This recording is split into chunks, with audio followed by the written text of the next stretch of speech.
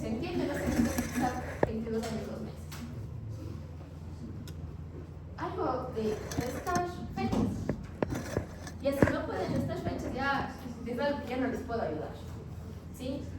Entonces, si él ingresó en noviembre de 1992 a noviembre del 2025, son 3 años. ¿Cuándo él salió? En enero de 2025. ¿Sí? En noviembre de 2024 son 32 años. Diciembre, un mes. Enero, otro mes. 32 años, 2 meses. ¿Sí? Entonces él está 32 años, 2 meses.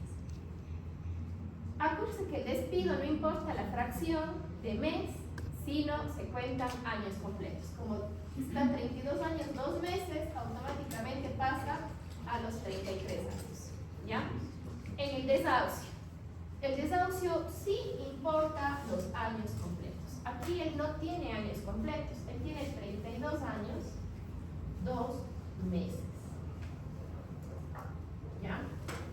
En estos 32 años, 2 meses, yo tengo que pagarle únicamente de estos 32 años porque la fracción a mí no me representa nada si no es completa. ¿Cómo saco este cálculo de los 32 años?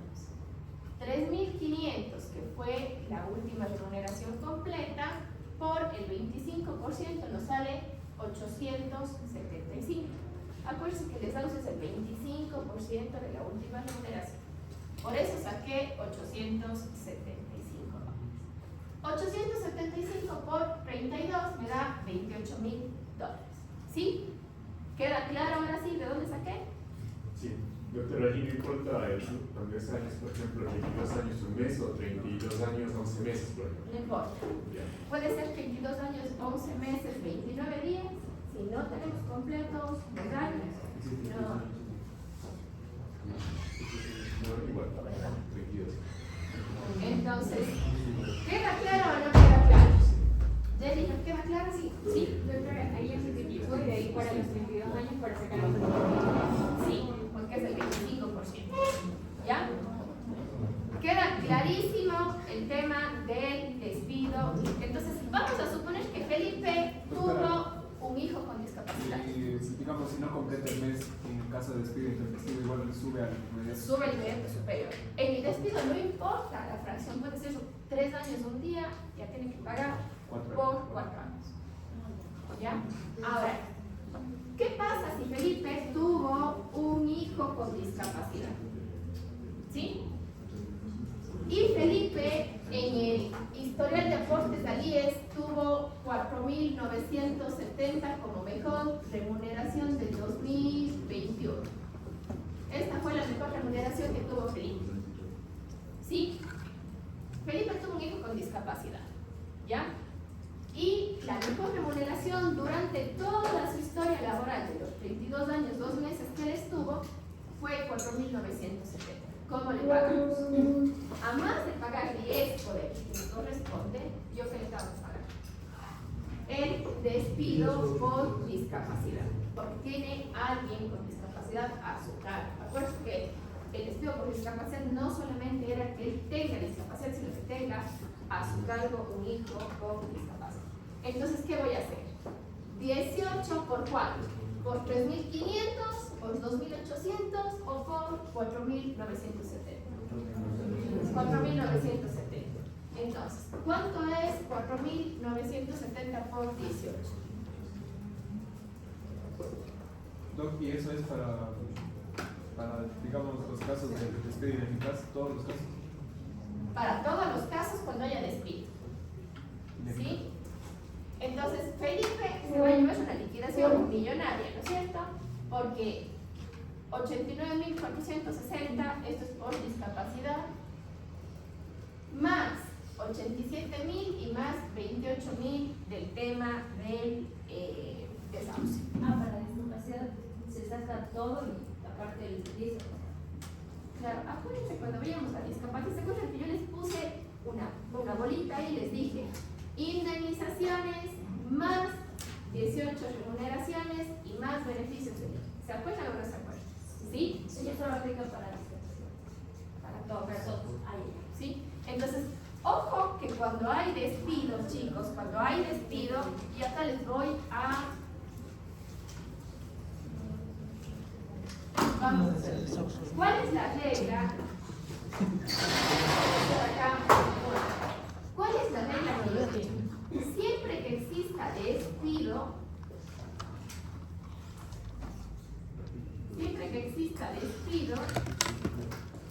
yo voy a tener que ver qué voy a pagar.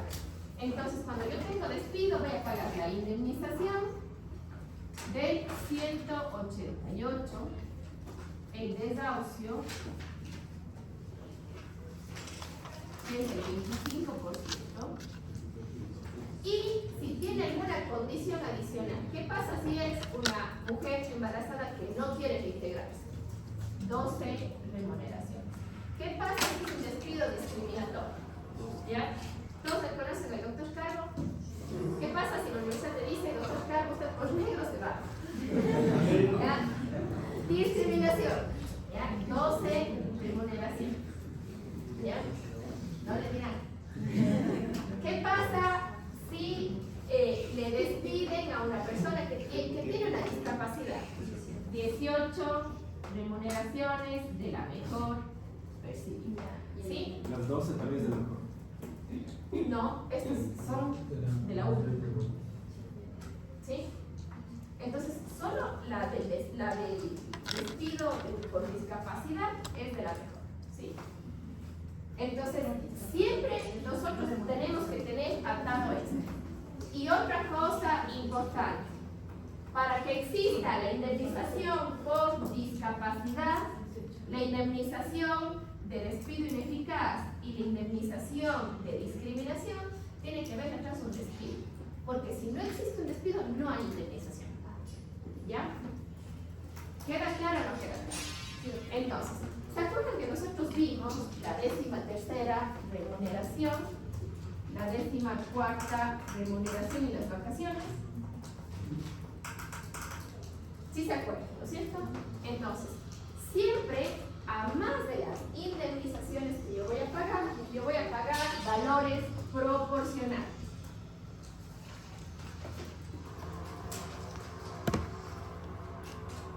¿Qué significa eso? Significa que vamos a suponer que nosotros cogíamos mensualizado los décimos. Acuérdense que existen dos maneras, mensualizado o acumulado. Vamos a suponer que nos pagaban mes a mes en nuestro rol de pagos. Pero nosotros salimos hoy, eso no significa que perdemos el derecho. A nosotros nos van a pagar ya no por los 30 días, sino por los 25 días. ¿Sí? Estos 25 días.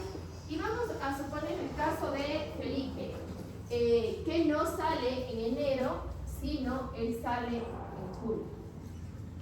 Es decir, el 25 de julio. ¿Ya? Él entró en noviembre, ¿no es cierto? Entonces, él para que pueda gozar de sus vacaciones tiene que esperar a noviembre. Nuevamente, vamos a suponer que Felipe sale todos los noviembres de vacaciones. Cuando cumple un año, sale sus 15 días. ¿Ya? Entonces, a Felipe, ¿qué le van a pagar? El proporcional de vacaciones que le corresponde a él gozar. Ya no le van a pagar, en este caso, los 15 días más los otros 15 por la antigüedad, porque él ya tiene aquí una antigüedad adicional de 15 días. ¿Sí? Acuérdense que la antigüedad únicamente puede subir a 15 días. Felipe aquí está 33. Ustedes dirán, bueno, le corresponde 18 de antigüedad.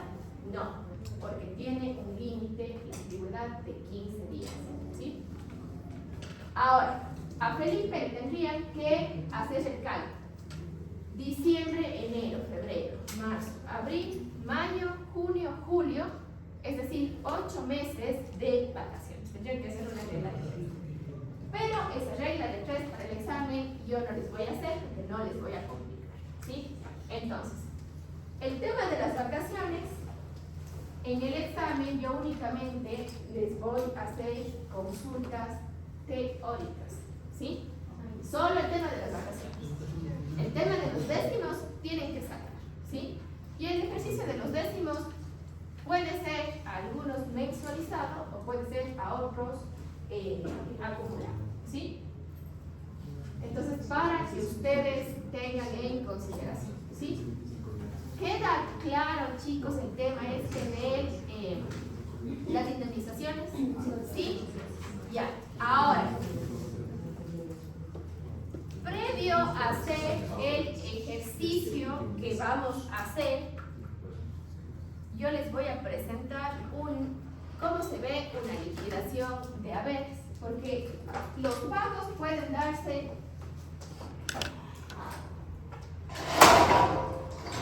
dos maneras, ¿sí? El pago puede darse o vía judicial, que el juez ordena realizar el pago, o vía acta de finiquito, cualquiera de los dos, ¿sí? El acta de finiquito es ese documento con el cual finaliza una relación laboral. ¿O por cuál otro dijo, doctora? Por juicio. ¿Sí? El empleado no paga y se va a juicio.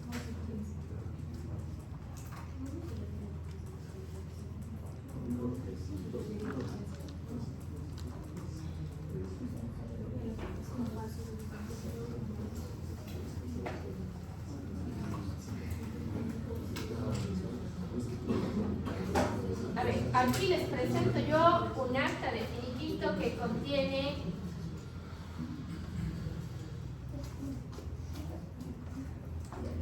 despido intempestivo, ¿sí? En esta acta de finiquito yo les voy a decir por qué la persona que hizo esta acta de finiquito cometió un error. Porque si nosotros, ¿quién puede leer el artículo 188, inciso 5 o quinto inciso? Siempre que hay un despido intempestivo, va de la mano y va atado el desahucio, ¿sí? Siempre. ¿Qué es lo que dice? Si el trabajo fuere al trabajo, ¿qué es? 188. Sí. ¿Qué inciso?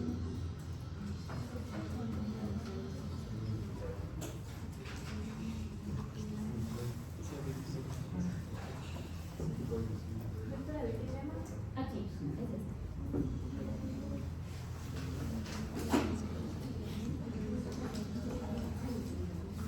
El cálculo de estas indemnizaciones será en base de la remuneración que hubiera estado percibiendo el trabajador al momento del despido, sin perjuicio de pagar las bonificaciones a las que se alude en el caso del artículo 185 de este código. Ya, entonces el 185, ¿qué es lo que nos dice a nosotros? Desahucio, ¿sí? Entonces, siempre que hay despido, hay desahucio. No importa si trabajó el año completo o no.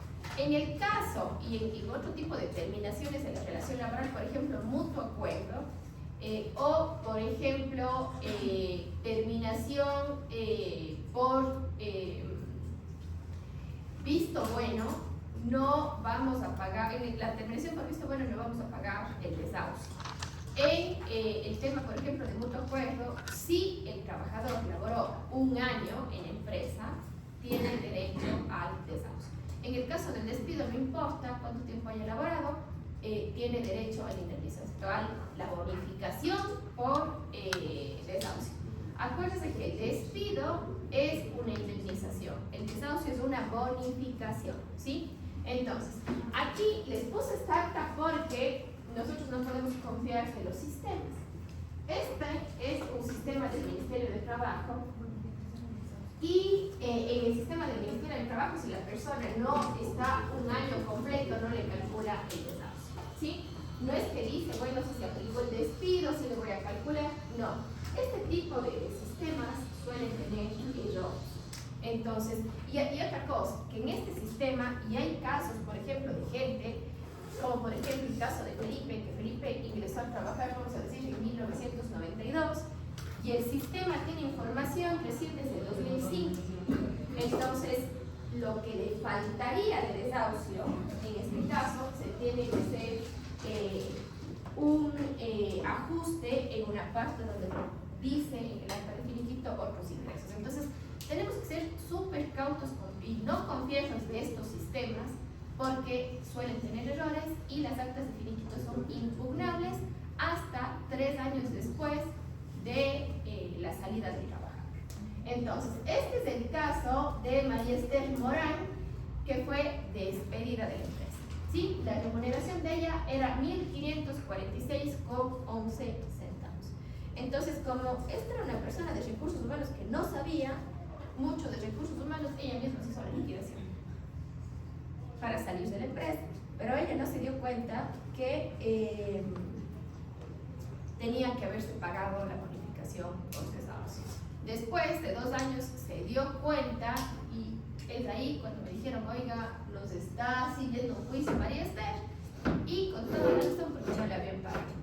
La empresa, ¿qué fue lo que dijo ella misma? Se hizo el acta de finiquito, sí, pero es responsabilidad del empleador verificar todos los datos. Entonces, en este caso, ¿qué pasó? Se le ajustó el 25% a María Esther sobre la remuneración de ella. Entonces, ¿qué es lo que contiene el acta de finiquito si nosotros le pagamos directamente? Vamos a suponer que es un empleador bastante consciente y que no tiene líos judiciales. Entonces, ¿qué es lo que le dice a la persona encargada de talento humano? Le dice, hazme el acta de finiquito, págale el despido porque efectivamente le estamos despidiendo. Entonces, bonificación por desahucio, ya sabemos cómo calcular, es el contenido del acta.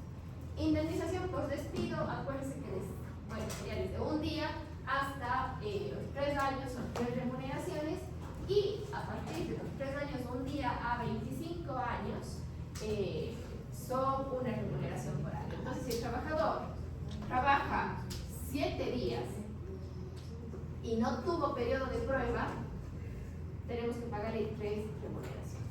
Y si el trabajador laboró 4 años, tenemos que pagarle 4 remuneraciones. ¿Sí?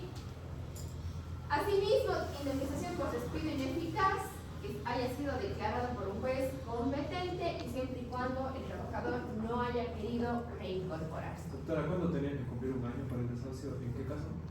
Para acceder al desahucio. ¿Había un caso? Por regla general, tiene que cumplir siempre 1 año para el desahucio. Entonces, vamos a suponer que el trabajador tiene un contrato indefinido, ¿sí? Terminamos por acuerdo de las partes. Es decir, me presenta la denuncia, yo le acepto y el trabajador tiene derecho al 25%.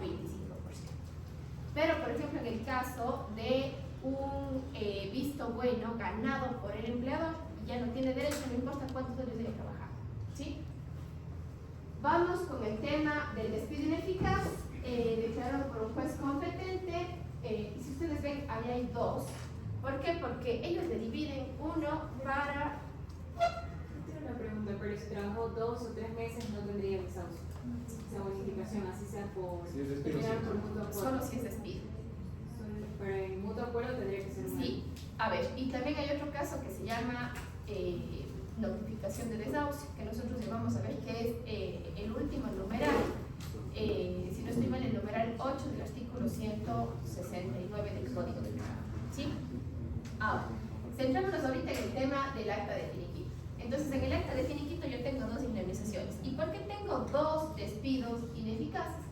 Porque estos del ministerio son, yo no sé qué les pasa a los para ese sistema, pero diferencian entre o las mujeres embarazadas y los dirigentes sindicales. Y es la misma indemnización. Entonces, yo no sé por qué se inventaron. Indemnización por enfermedad profesional, acuérdense que era 6 remuneraciones en el caso de que yo no le reciba al trabajador. Indemnización por discapacidad no es el caso. Indemnización por terminación antes del plazo. ¿Qué significa? ¿Se acuerdan que nosotros decíamos que había contratos que no se podían terminar antes del plazo? Como por ejemplo el contrato por obra o servicio dentro del giro determinado del negocio, que tenía que durar el proyecto. O como por ejemplo ahorita también el contrato emergente, que la Corte reformó el tema del contrato emergente y que ahorita tiene que tener la duración del plazo establecido en el contrato, ¿sí? Entonces, si termino antes, yo tengo que indemnizar, y en algunos casos de indemnización corre, por ejemplo, tengo que pagar las remuneraciones que faltan hasta completar el contrato, o tengo que pagar, en general, las indemnizaciones que faltan por completar el contrato, ¿sí? Las remuneraciones que faltan por completar el contrato. Entonces, si ustedes ven aquí, nos dice tiempo faltante en días, ¿no es cierto? Entonces, en el tiempo faltante en días, significa cuánto tiempo a mí me falta por terminar ese proyecto. Vamos.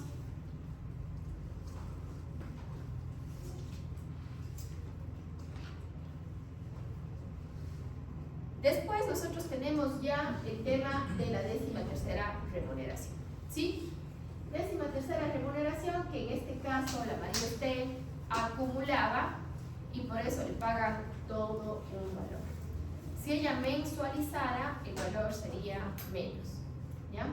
Déjame ver en qué fecha salió esta María Esther.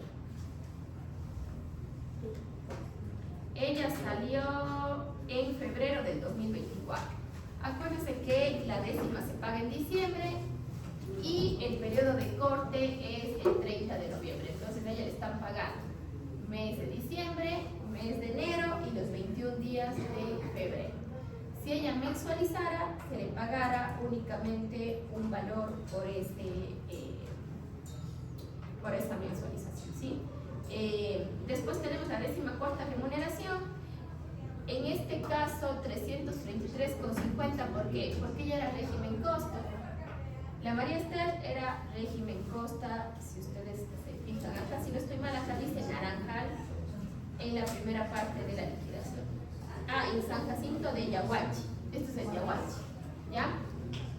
Entonces, la María Esther es régimen costa y ella salió en el 2024.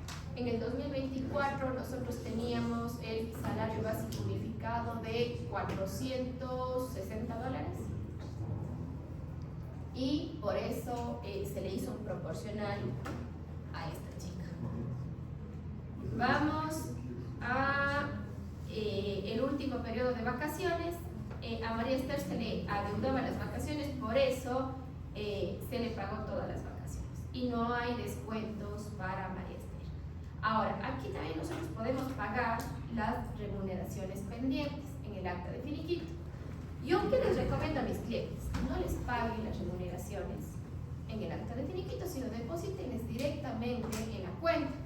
¿Por qué? Porque ¿qué pasa si el trabajador no quiere cobrar el acta de finiquito? Dice, no, yo no estoy de acuerdo con los valores. Después le inician una demanda y acuérdense que dice el artículo 94 del Código de Trabajo.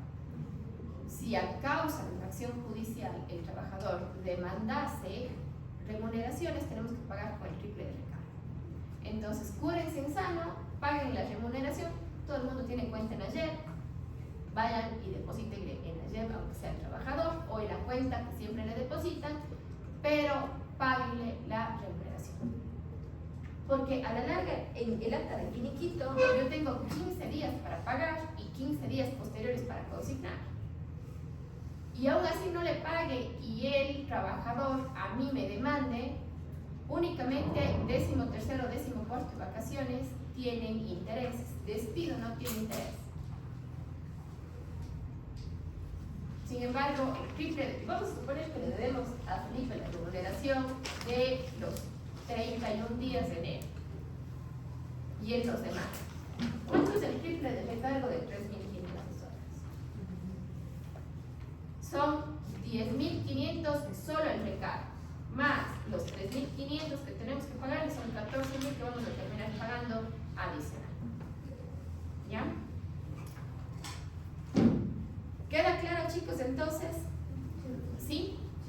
Ya.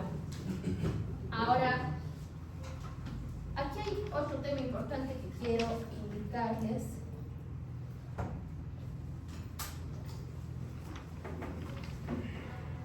Siempre en el acta de finiquito, ustedes van a tener una forma de terminación de la relación laboral. Y en este caso de María Esther dice que concluyó por despido intempestivo. Siempre ustedes van a tener una forma de terminación de la relación laboral. Donde nosotros tenemos las formas de terminación de la relación laboral en el artículo 169 del Código. Los cuales vamos a dar lectura. Y vamos a dar lectura pausadamente. Ya ayúdame con la lectura. Voy a poner este cable que está 169. Causas para la terminación del contrato individual. El contrato individual de trabajo termina por las causas legalmente previstas en el contrato. Ahí hagamos una pausa. Entonces, causas legalmente previstas en el contrato. Uno puede ser, por ejemplo, el periodo de prueba. Si el periodo de prueba tengo 90 días y yo veo que el trabajador no mismo da pie con bola, entonces, ¿yo qué puedo hacer? Decirle muchas gracias, estoy dentro del periodo de prueba, en el día 69 o 84 del periodo de prueba, termina mi contrato de trabajo. ¿Sí? Otras causas legalmente previstas en el contrato. Otra causa legalmente prevista en el contrato, por ejemplo, en el tema del contrato emergente. Si yo digo el contrato termina después de 6 meses, si yo celebro un contrato emergente por 6 meses, termina por el cumplimiento de un plazo, ¿no es cierto? Y es una causa legalmente prevista en el contrato, ¿ya? Y nosotros vamos a ver que esta tiene relación con la tercera del 169. Sigamos. Ya. Número 2. Por acuerdo de las partes. Acuerdo de las partes. ¿A qué se refiere? En nuestra legislación nosotros no tenemos la renuncia. Si ustedes buscan, no hay renuncia y muchos abogados al momento de litigar se confunden y dicen, ay no, es que el señor renunció. ¿Sí? Y ustedes tranquilamente en un juicio pueden decir, señor, pero si no existe la renuncia en la legislación ecuatoriana. Lo que existe es el acuerdo de las partes, es decir, usted me entrega la renuncia, yo le firmo la aceptación y ese rato puede retirarse. ¿Ya? Eso es el acuerdo de las partes, siempre y cuando la renuncia esté debidamente firmada por el empleador que le ha recibido. Si el empleador no le firma, el empleador puede seguirle un visto bueno por abandono de trabajo. Y en los juicios laborales, lo que más errores cometen la parte empleadora cuando no están bien asesorados, ¿qué es lo que sucede? Presentan una renuncia sin firma de aceptación. Y ese documento es inválido, porque no existe una terminación por renuncia en nuestra legislación. Y automáticamente se cae esta causal, por más de que se haya renunciado el trabajador. Se cae porque no hay aceptación. Y si usted tiene copias de todo el juicio, ya no es que ese rato puede hacerle una firma a aceptar el documento. Ya jodieron, o sea, no hay otro. Siempre cuando yo tengo el caso de las renuncias, y muchas veces no es que el trabajador renuncie ese rato, sino muchos empleadores tienen ya la renuncia antes de que surte efecto la renuncia. Es decir, hay muchas empresas en las cuales firman el contrato y firman la renuncia. Lo único que tiene que hacer el empleador ahí es aceptar la renuncia. Y les suelen poner hasta la fecha. Ahora, queda claro que el acuerdo de las partes es esta decisión de ambas partes de terminar, es decir, del trabajador, es decir, sabe que ya no quiere trabajar, y el empleador decide muy bien, queda aceptada su salida. Y surte efecto inmediato. No es que yo digo, bueno, renunciaste, te vas después de 3 meses. Ese mismo instante que acepta, surte efecto el acuerdo de las partes. La tercera. Pero si el empleador no firma, eso no tiene constancia. No, porque no puede aceptar. Pues yo simplemente no te acepto la renuncia. Y si se va, le sigue un visto bueno. Y ahí gana el empleador. Gana el empleador. Por la conclusión de la obra, periodo de labor o servicio objeto del contrato. Ya, entonces, por ejemplo, el contrato por obra o giro determinado de negocio. Estamos haciendo el proyecto Roma. Se termina el proyecto, se termina el contrato. ¿No es cierto? ¿Cuál era la obligación del empleador? Si tiene hasta antes de 6 meses otra obra que hacer, tiene que volver a hacer. ¿Sí? Cumplimiento del plazo. Vamos al contrato eventual. Contrato a una persona para que me ayude porque la secretaria dio a luz. ¿Sí? Necesito 90 días continuos. Le contrato a esa persona, concluyen los 90 días, termina el contrato. Vamos a la 4. con la muerte o incapacidad del empleador o extinción de la persona jurídica contratante, si no hubiere representante legal o sucesor que continúe la empresa o negocio. Ya. Aquí es muy importante lo siguiente. Si el empleador se muere y no hay quien continúe el negocio, esto no pasa en las personas jurídicas, porque en las personas jurídicas, si se muere el gerente, nombran a su gerente, ¿no es cierto? Pero en las empresas familiares puede suceder, y nosotros aquí en el Ecuador, recuerden que tenemos un mundo de empresas familiares, ¿ya? Pero vamos al caso más simple, persona natural. Un señor que tiene una ferretería y opera con su rubro, ¿ya? Vamos a suponer que ninguno de los hijos, el uno es médico, el uno es odontólogo y el otro está viviendo su sueño americano y vive en los Estados Unidos. No hay quien continúe el negocio. Cierran el negocio. Es una causa de terminación de la relación laboral sin pagar desahucio. Ni despido, ¿sí? Pero ¿qué pasa, en cambio, si los hijos dicen, no, continuemos nomás el negocio? Ellos tienen la obligación de continuar con los mismos trabajadores. Ahora, aquí viene un tema que pasa todo el tiempo en materia laboral, que es la simulación, ¿sí?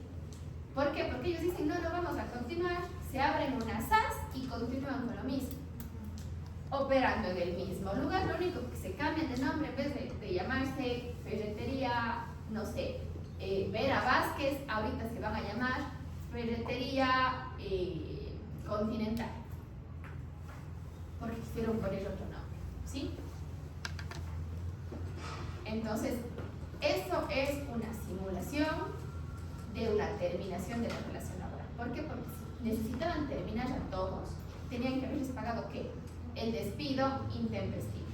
Y eso sucede todo el tiempo aquí.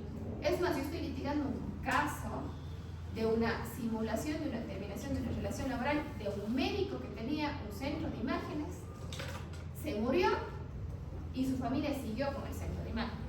Sino que ahorita ya no se llama Centro de Imágenes ABC, sino ahorita ya tiene una SAS funcionando detrás del centro. Y eso es una simulación. Y detrás de eso quedaron trabajadores sin jubilación, sin despido intempestivo y sin desahucio. Los trabajadores de 23, 24 años salieron con liquidaciones de 1.800 dólares. ¿Ya?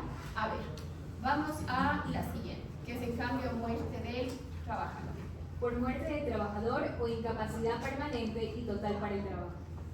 ¿Ya? Entonces, ¿se acuerdan cuando yo decía que la relación laboral únicamente puede ser, o dentro de los elementos están los servicios lícitos y personales? Es decir, tiene que ser el trabajador quien personalmente preste los servicios. Si está muerto, no es que puede heredar el hijo o puede heredar cualquier persona. Entonces, se muere el trabajador, se extingue la relación laboral. Lo que sí se paga en este caso es el desahucio, ¿sí? El siguiente, que es caso fortuito fuerza mayor, que imposibiliten el trabajo como incendio, robos, tempestad.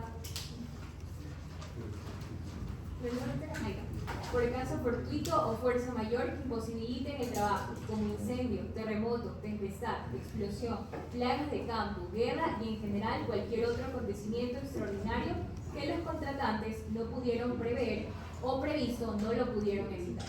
Esta causa ha sido una de las más controvertidas a partir del 2020, ¿sí? ¿Por qué? Porque nosotros tuvimos el tema del COVID-19. ¿Qué pasó ahí? Fue un caso fortuito fuerza mayor que imposibilitó el trabajo, ¿sí? Ahí en ese artículo dice como tempestad, robo, incendio, plagas de campo o cualquier otro acontecimiento extraordinario que los contratantes no pudieron prever, lo que previsto no lo pudieron evitar. Pero si nosotros nos dirigimos al Código Civil, que es norma supletoria en materia laboral, el artículo 30 del Código Civil a nosotros nos dice, además, que todo acto de autoridad pública. En este caso, ¿qué fue lo que pasó? Hubo un decreto ejecutivo el 15 de marzo, el 1017, en el cual el presidente de la República de ese entonces,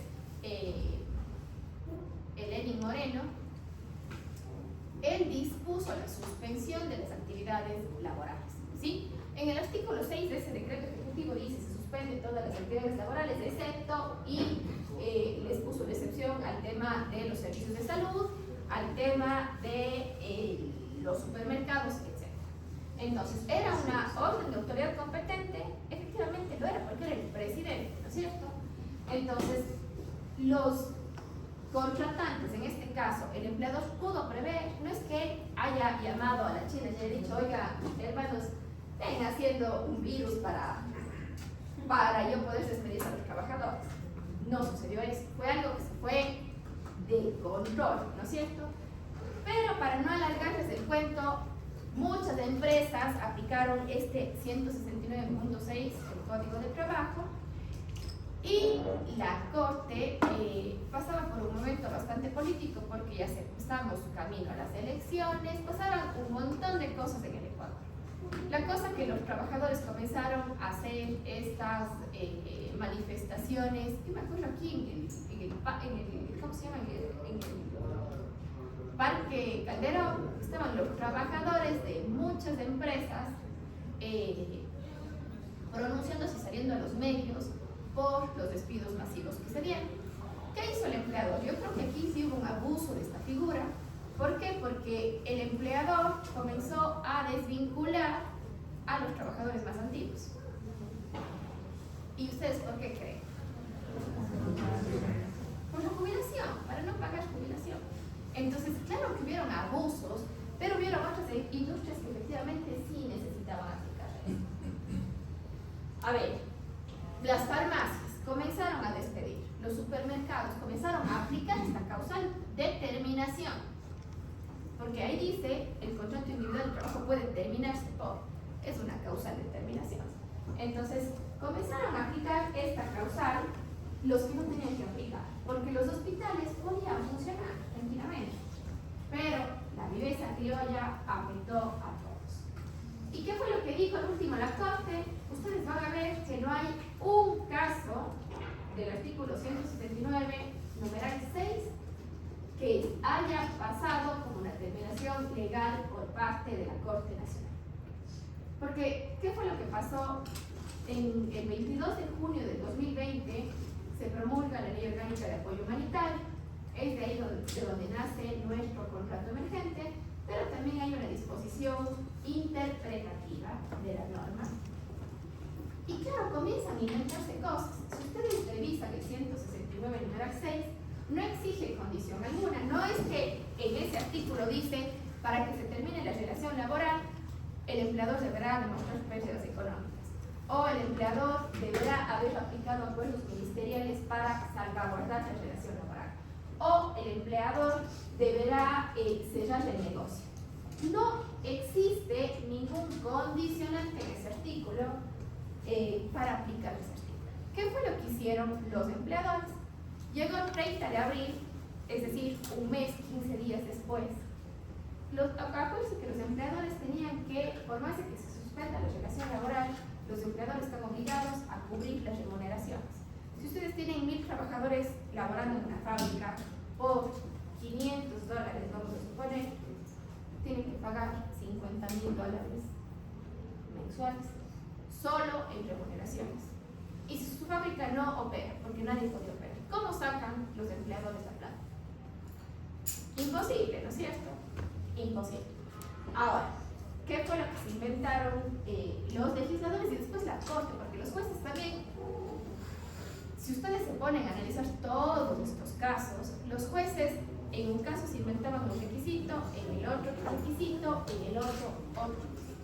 Y les cuento porque yo defendí a Colonial Corporation en 400 desvinculaciones que hizo Colonial. Defendí a Carrefour en más o menos 30 desvinculaciones que hizo, de las cuales 9 se fueron a juicio. Y defendí a MP3,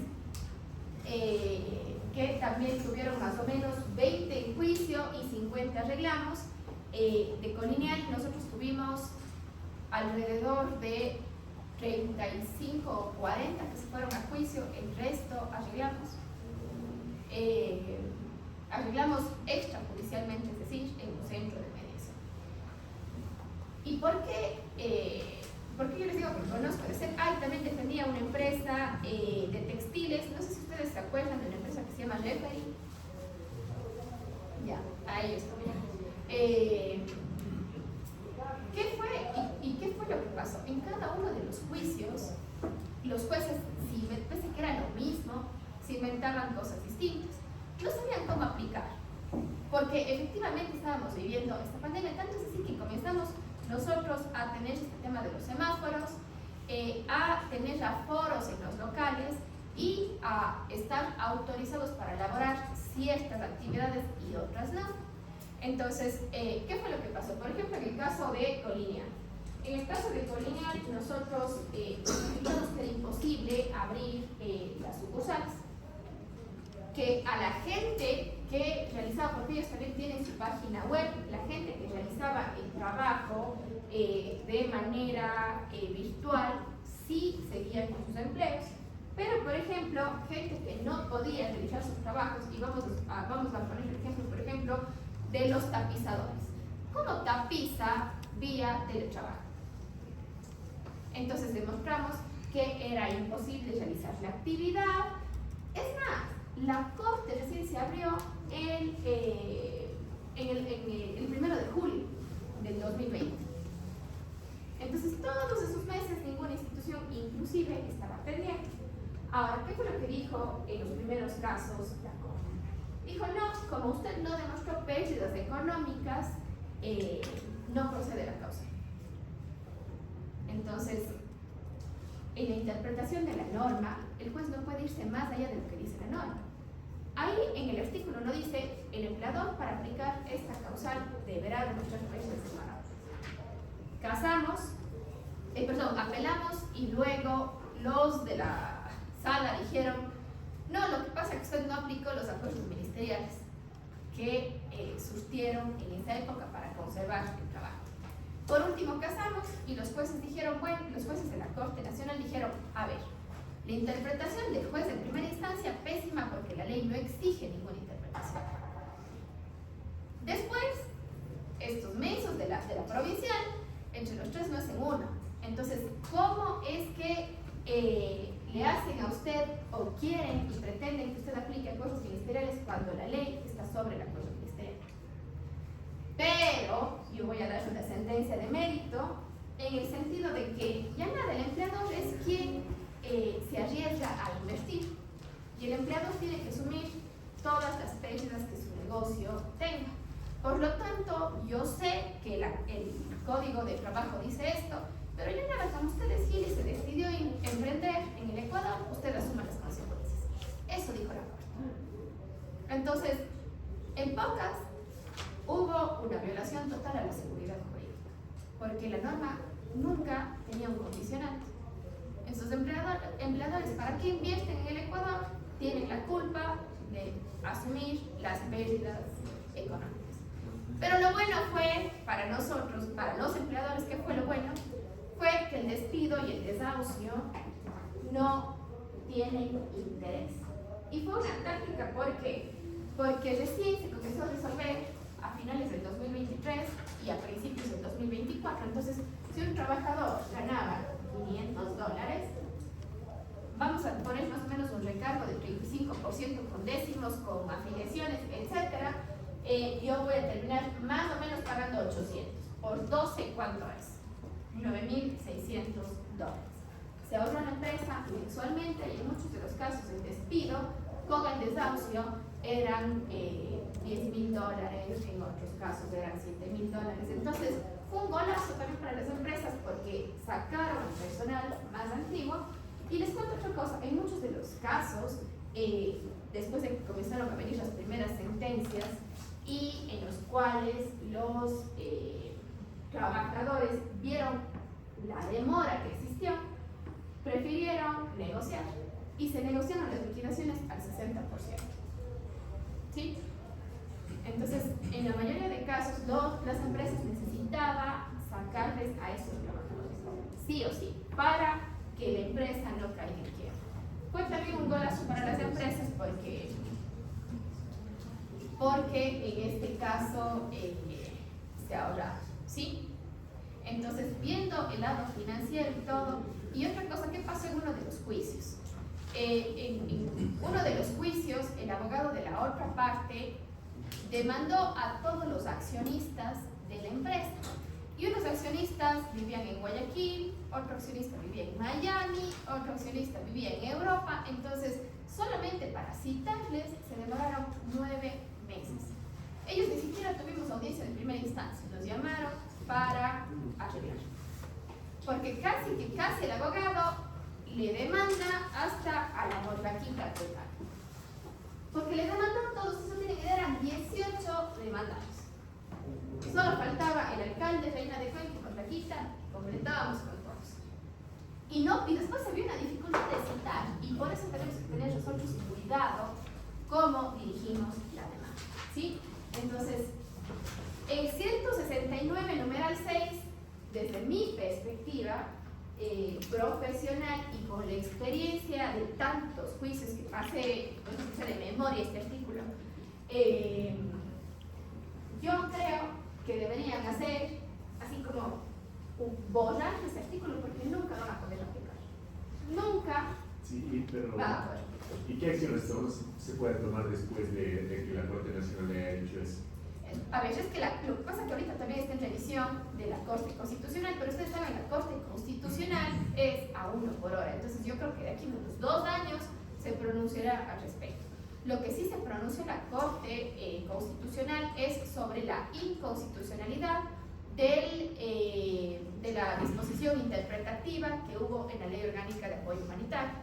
Porque en esa disposición interpretativa de la Ley Orgánica de Apoyo Humanitario decía: interprétese el artículo 169.6 de la siguiente manera. Entiéndase como imposibilidad de trabajo cuando se haya cerrado el negocio de manera total, el cese definitivo del negocio, y cuando la actividad no pueda realizarse por ningún medio ni telemático.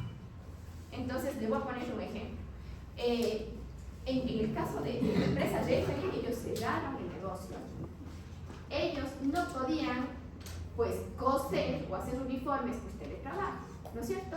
Es más, a esta empresa le afectó mucho más porque yo tenía la fe de ganar estos casos de esta empresa, porque yo dije, bueno, estamos con todas, o sea, la Corte Constitucional dijo esto, perfecto, nosotros estamos cumpliendo. La disposición interpretativa dice eso, perfecto, estamos cumpliendo. Entonces, y además que el trabajo de estas señoras que realizaban los uniformes lo hacían en unas máquinas que estaban en los talleres. Y había otra cosa, referíase a uniformes para escuelas. El Ministerio de Educación, mediante acuerdos ministeriales, ¿qué fue lo que dijo? 2020, 2021 y 2022, no uniformes para las escuelas. Estaban ellos, o sea, han escuchado que a veces la gente da patadas de abogados para salvarse. Bueno, ellos estaban ahogados, porque ya con esta disposición del ministerio y todo de hacer uniformes, ¿cómo sobrevive una empresa que se dedica a hacer uniformes?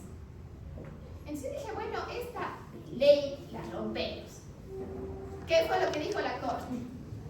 No, porque en el caso de esta empresa ya no sería cierre de la empresa, sino sería liquidación, y la liquidación se tramita con el 183 del Código de Trabajo, por lo tanto igual paga el despido. O sea, ni por el cierre que dijo la Corte primero no funcionó, ni porque no se pueden hacer actividades no funcionó. Entonces, para mí, y yo dentro de una de las audiencias finales, ¿qué fue lo que les dije a los jueces de la Corte Nacional? Bueno, para ustedes no es ni lo uno ni lo otro ni lo otro. Entonces, ¿qué es? Primero, en esta sentencia dijeron que era esto, después que no, que es esto. Entonces, ¿qué es? ¿Cuándo se aplica el artículo? Porque si es así, lo que ustedes deberían hacer es pedir que se elimine ese artículo, porque de ganas está ahí. Y de ahí, en esa sentencia fue la que salieron con que ya nada, que emprende tiene que correr el riesgo. Entonces ahorita esperemos que eso que dice la Corte Constitucional, que llegará tarde, pero llegará. Entonces, para mí, por ejemplo, ese artículo nunca se va a poder, ni en el terremoto de Manta se pudo aplicar. Ni en el cierre de los casinos se pudo aplicar el artículo. El único caso que se aplicó este artículo para la terminación es en el sector público, en Petróleos del Pacífico. Porque ahí se inventaron el directorio, una autorización para terminar, y con eso les dieron paso a la corte. ¿Por qué? Por su sector. Solamente para que ustedes vean cómo funciona así la cosa. Entonces, nunca aplicarán ese artículo, ¿ya? Porque van a terminar pagando despido y desahucio. Vamos al siguiente artículo. Por voluntad del empleador en los casos del artículo 172 de este código. Ya. ¿Qué es esa voluntad? Es el visto bueno, es la autorización que tiene el empleador para dar por terminado el contrato de trabajo, ¿sí? Existen las causales taxativamente establecidas en el Código de Trabajo. Las encontramos en el 172, pero eso no va a ser objeto de nuestra clase de hoy, sino de la siguiente. Por voluntad del trabajador según el artículo 173 de este código. Asimismo, como el empleador tiene la facultad para terminar el contrato de trabajo, el trabajador también tiene esa facultad para terminar mediante visto bueno, ¿sí? Y la última es el desahucio, ¿ya? El desahucio, en cambio, es esa notificación que yo doy al empleador de que yo voy a cumplir mis actividades laborales hasta determinada fecha. Entonces, yo notifico por cualquier medio, ya sea medio físico o medio electrónico. Antes de la reforma del 2015, la notificación de desahucio se tenía que hacer mediante el inspector de trabajo, pero eliminaron este formalismo y ahorita yo como trabajador puedo mandar un correo electrónico y decirle: señor empleador, le comunico que estaré laborando hasta el 30 de julio, vamos a suponer que hoy día es 14 de julio, hasta el 30 de julio, dando los 15 días que me otorga la ley, ¿sí? Entonces, con eso yo estoy avisando y dándole un tiempo para que pueda ver a otra persona, y con eso no importa si él me recibe la renuncia o no me recibe, yo ya estoy comunicando el desahucio, ¿sí? ¿Queda claro entonces, chicos? ¿Se acuerdan ustedes ese librito que estaban haciendo? Ustedes tienen que sacar una sentencia de cada una de las causales para incluirle en su librito, ¿ya? Entonces, existen todas las causales, ¿ya? Para el tema del 172 y 173, ustedes tendrán que sacar de cada una de las causales, es decir, por inasistencia al trabajo, y es facilito, porque en la Corte Nacional tenemos las impugnaciones de visto bueno por cada una de esas causales, por faltas reglamentarias, por ineptitud manifiesta, por desobediencia grave a los reglamentos, por faltas repetitivas e injustificadas de puntualidad, ¿sí? ¿Queda claro o no queda claro? ¿Ya? Ahora, ¿para cuándo ustedes me tienen que entregar ese librito que estaban haciendo ustedes? O sea, es como el resumen. Tienen que descargarse la sentencia y únicamente decir: la Corte respecto a la ineptitud manifiesta determina esto y esto y el otro, ¿sí?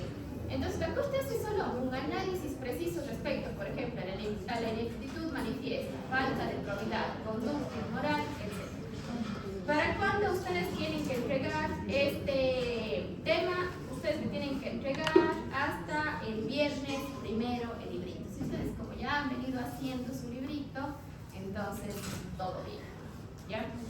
Ese grupo es de 6, ¿no? No, era en parejas. ¿Y si se puede traer individual? Claro que les dije. No. Las sentencias, ¿se acuerdan que les ¿Qué les dije sobre las sentencias? Que guarden las sentencias, hagan el resumen y al final del módulo van a tener que a todos los grupos sí. Doctora, necesitamos hacer individual. Era en parejas. ¿Ya hicieron? Sí, ya hicieron.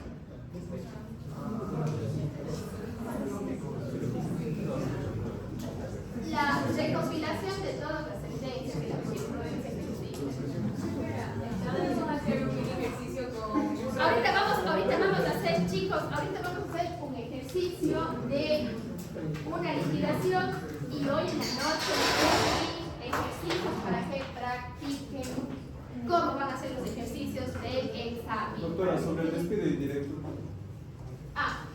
Despido directo y despido indirecto.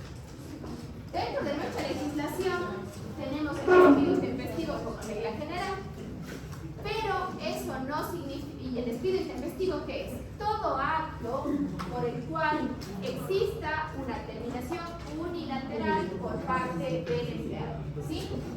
Pero el despido intempestivo puede ser, chicos, atendamos este tema. Despido intempestivo puede ser despido intempestivo directo o despido intempestivo indirecto. Directo, ¿qué es? Que yo le diga, ¿sabe qué? Muchas gracias, chao, aquí está su carta, le estoy notificando el despido. O yo tenga testigos y le diga, ¿sabe qué? Hasta hoy es el último día, chao, retírese. ¿Ya? Eso es el despido directo.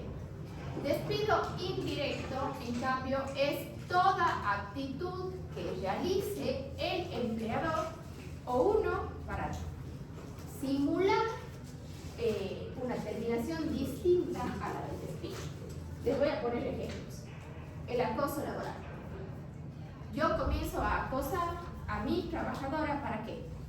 Para que ella renuncie. O para que ella simplemente ya no quiera acudir a la empresa. Eso constituye un despido indirecto.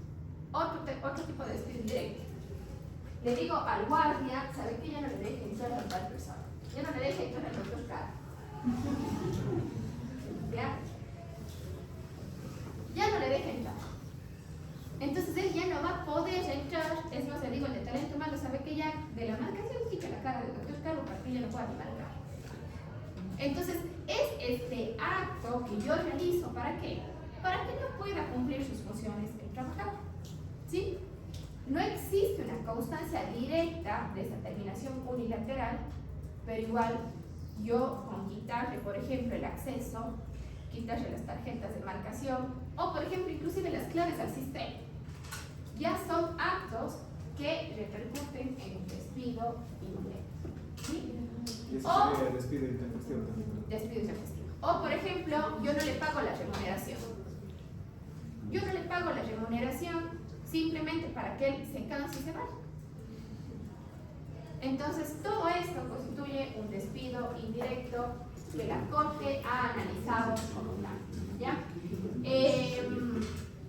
Ya cuando veamos nosotros el visto bueno, la siguiente clase, nosotros, bueno, con todos vamos a tener el día lunes. Nosotros vamos a ver cuál es el efecto del visto bueno concedido al empleador y el efecto del visto bueno concedido al trabajador. A la misma hora. Sí. ¿Ya? Ahora sí, vamos a un tema súper importante sobre el tema de las el tema de los despidos indirectos. Si a usted, su empleador, no le deja entrar en su trabajo, usted tiene que inmediatamente realizar la denuncia en el Ministerio de Trabajo para que el Ministerio de Trabajo pueda sacar una boleta, o que es lo que hace mucha gente, pero por ejemplo aquí en Cuenca no funciona tanto, es llamarle a la policía para que levante un parte. Pero aquí en Cuenca no les hacen caso. Salvo que tenga un pana en la policía y ahí sí levantan el parte. Pero si no, no les hacen caso. Y también una cosa importante, y este ya es un tip de juicio, si el trabajador a ustedes les dice que le despidió intempestivamente y ustedes alegan y dicen no, él abandonó el trabajo, la carga de la prueba se revierte porque usted está alegando otra cosa. Entonces, si el trabajador, y usted sí le ha despedido efectivamente, pero quien tiene que probar el despido es el trabajador, ¿no es cierto? Y el despido es un hecho que tiene que ser probado con precisión, porque es un hecho que acaece en un determinado horario, tiempo y lugar. Eso es súper importante sobre el tema del despido. El despido intempestivo es un hecho que tiene que suceder en un determinado tiempo, lugar y espacio. Entonces, si usted dice mi empleador me despidió, usted tiene que poner cuándo, cómo, dónde. Entonces, ¿cómo yo voy a redactar una demanda por despido? Mi empleador Juan Pérez, durante mi horario de trabajo, a las 9:30 de la mañana me llamó a la sala de sesiones, ubicado en el tercer piso del edificio Mario Oficina. Y en compañía del abogado de la empresa y mi compañero Juan Pérez, que estuvo al lado, me dijo: estás despedido. ¿Ya? Ahí estoy demostrando. Pero ¿qué pasa si ustedes dicen, bueno, en la UPS mi empleador procedió a despedirme en mi horario de trabajo? Ya no están especificando. Entonces, si yo involucro a más personas dentro del despido, esas personas tienen que luego testificar respecto al despido que pasó. Pero si ustedes como defensa técnica del empleador dicen, no, él abandonó, ustedes tienen que probar el abandono y ellos ya no tienen que probar nada.